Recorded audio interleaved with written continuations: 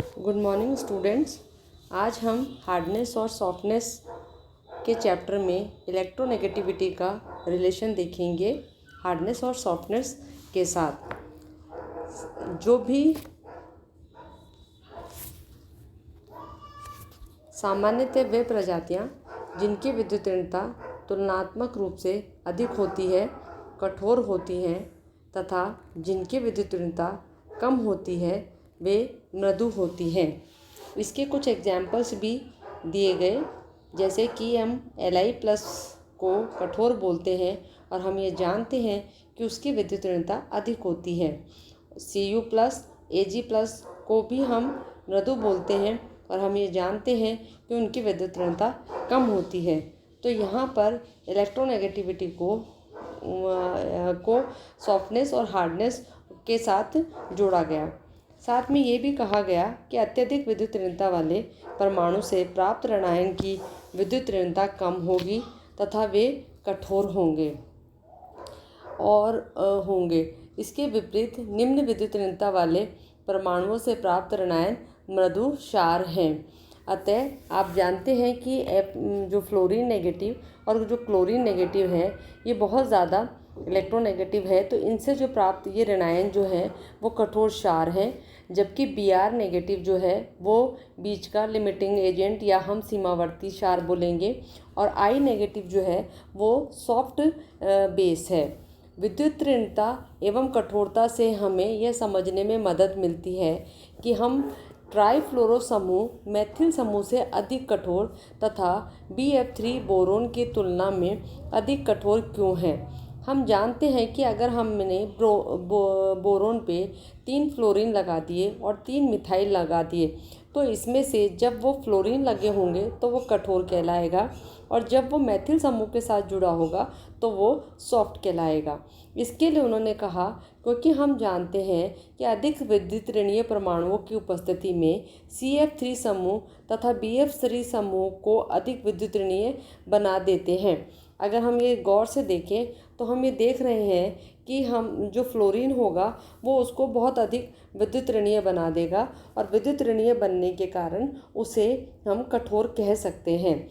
इसी तरीके से पियर्सन एवं पार ने अम्लता क्षार के कठोर मृदु गुणों को परम मान को निर्धारण के लिए पद नीटा का प्रयोग किया तथा उसका आयनन ऊर्जा तथा इलेक्ट्रॉन बंधुता के साथ निम्न संबंध दिया। यहाँ पियर्सन ने एक दूसरा रिलेशन दिया जिसे उसने ऐसे डिफाइन किया, नीटा equal to ionisation energy minus electronegativity divided by 2।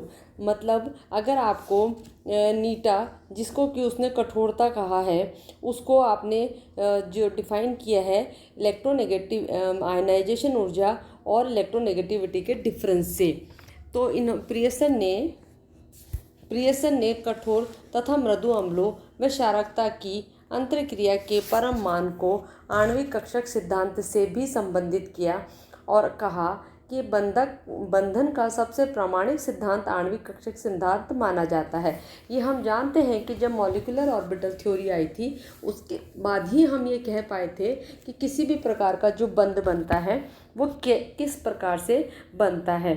इसी बात को कोफमैन प्रमेय ने कहा कि किसी बंद कोश स्पीशीज के लिए उच्चतम भरे हुए आणविक कक्षकों की ऊर्जा, इसको हम कहते हैं HOMO highest occupied molecular orbital, ऋणात्मक चिन्ह के साथ उसकी आयनन ऊर्जा के बराबर होती है। मतलब कि अगर मुझे हाईएस्ट ऑक्युपाइड मॉलिक्यूलर ऑर्बिटल की अगर मुझे एनर्जी जाननी है तो वो उसकी आयनाइजेशन एनर्जी के बराबर होगी, जबकि निम्नतम रिक्त आणविक कक्षकों की ऋण चिन्ह के साथ उसकी ऊर्जा उसकी इलेक्ट्रॉन बंधुता के बराबर होती है। ये हमें एक थ्योरम थी जो कोफमैन ने दी थी, उसके अकॉर्डिंग हमें मालूम है कि अगर मुझे हाईएस्ट ऑक्युपाइड मॉलिक्यूलर ऑर्बिटल की एनर्जी जाननी है तो मुझे कैसे मालूम पड़ेगा, और लोएस्ट अनऑक्युपाइड मॉलिक्यूलर ऑर्बिटल की अगर एनर्जी जाननी है तो वो उसकी इलेक्ट्रोनेगेटिविटी के बराबर होती है। और यहाँ इन्होंने इसी बात को ऐसे समझाया कि अम्ल क्षार की जो कठोरता होती है वो प्रोपोर्शनल टू नीटा है। मतलब जो जितना कठोर होगा उसकी नीटा की वैल्यू उतनी ज़्यादा आएगी। आएगी, मतलब उसका electro ionisation potential minus electronegativity का जो डिफरेंस आएगा वो बहुत ज़्यादा आएगा। अर्थात नीटा आयनन ऊर्जा एवं इलेक्ट्रॉन बंधुता के अंतर पर निर्भर करती है। कठोरता निर्भर करती है नीटा पर और नीटा निर्भर करता है इन दोनों के अंतर पर। कोपमान प्रमेय के संबंध में नीटा का मान HOMO माइनस LUMO के ऊर्जा अंतरों पर भी निर्भर करता है। पहले ये कहा गया था कि केवल इलेक्ट्रोनेगेटिविटी पर निर्भर करता है। इस प्रमेय के आने के बाद कहा गया कि उनके डिफरेंस पर भी निर्भर करता है। किसी अम्ल और क्षार के HUMO माइनस LUMO का अंतर जितना अधिक होगा, मतलब कि हाईएस्ट ऑक्यूपाइड मॉलिक्यूलर ऑर्बिटल और लोएस्ट अनऑक्यूपाइड मॉलिक्यूलर ऑर्बिटल का अंतर जितना अधिक होगा उसकी कठोरता उतनी ही अधिक होगी, और जिनका अंतर उतना कम होगा उसकी कठोरता उतनी ही कम होगी। इसका मतलब आप देख पा रहे हैं कि मैंने यहाँ लिखा हुआ है कि हाईएस्ट ऑक्यूपाइड मॉलिक्यूलर ऑर्बिटल और इसका जो डिफरेंस है वो प्रोपोर्शनल है कठोरता के। अगर इन दोनों का डिफरेंस बढ़ेगा तो कठोरता बढ़ेगी, अगर इनका डिफरेंस घटेगा तो कठोरता घटेगी। नीटा का जो मान है, इसका एक एग्जाम्पल भी दिया गया कि नीटा का जो मान है NH3 के लिए Br की तुलना में अधिक आता है। अतः NH3 जो होगा वो Br की तुलना में अधिक कठोर होगा। आप नीचे बने हुए डायग्राम से देख भी सकते हैं कि जो NH3 है उसमें उसके HMO में और इसके जो ये वाला लोएस्ट अनऑक्यूपाइड इसका डिफरेंस जो है वो कितना अधिक आ रहा है, जबकि यहाँ जो Br है उसका जो डिफरेंस है वो कितना कम आ रहा है। तो हमने कहा कि इसलिए हमने कहा इस ऐसे डायग्राम को देख के हम ये कह पाए कि जो NH3 है वो अधिक कठोर है। इसी पाथ को पे उन्होंने कठोर, मृदु, अम्ल क्षार एवं HOMO व LUMO में निम्न संबंध दिया।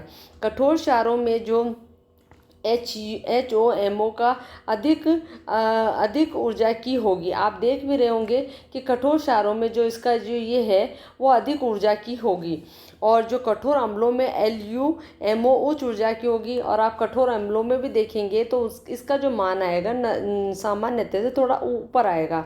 मृदु अम्लों में HUMO कठोर अम्लों की तुलना में कम ऊर्जा के होते हैं।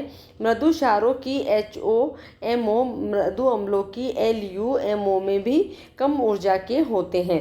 इस प्रकार से आज हमने कठोरता और मृदुता का जो अम्लों और क्षारों में पाई जाती है उसका संबंध, उसकी विद्युत ऋणता और उसके आयनन ऊर्जा से दिया। इन सब दिए गए मानों को देखने से भी हम ये पता लगा सकते हैं कि जो प्रियसन ने एक सारणी बना रखी है और उसके अंदर जो एग्जाम्पल्स रख रखे हैं उनको वो कठोर को कठोर और मृदु को मृदुर क्यों कहते हैं, क्योंकि अगर हमारे पास ये सभी डेटा अवेलेबल्स हैं तो हम इनसे उस प्रियसन के दिए गए मानों को आराम से चेक कर सकते हैं और उन जो कठोर हैं उनके बारे में ज़्यादा प्रामाणिक बातों को कह सकते हैं।